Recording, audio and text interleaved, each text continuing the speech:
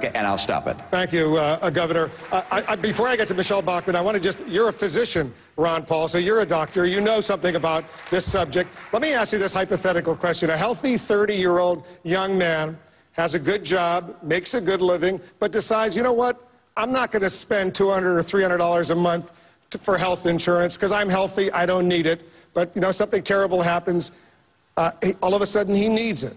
Who's going to pay for if he goes into a coma, for example? Who pays for that? In a society that you accept welfareism and socialism, he expects the government to take care of him. What do you want? But what he should do is whatever he wants to do and assume responsibility for himself. My advice to him would have a major medical policy, but not before. But he doesn't have that. He doesn't have it, and he needs intensive care for 6 months. Who pays? That's what freedom is all about, taking your own risk. This whole idea that you have to prepare and take care of everybody.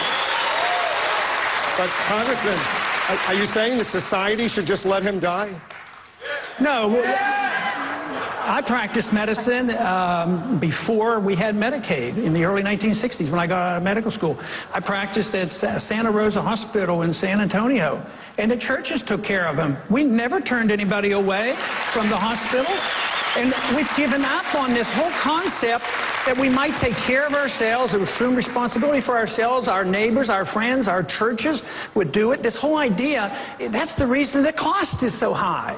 The cost is so high because the dump it on the government becomes a bureaucracy, it becomes special interest, it kowtows to the insurance companies and the drug companies. Then on top of that, you have the inflation.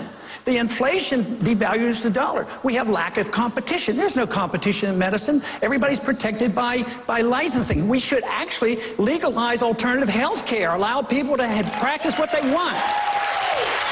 Congressman Bachmann, go ahead and weigh in on this hypothetical 30-year-old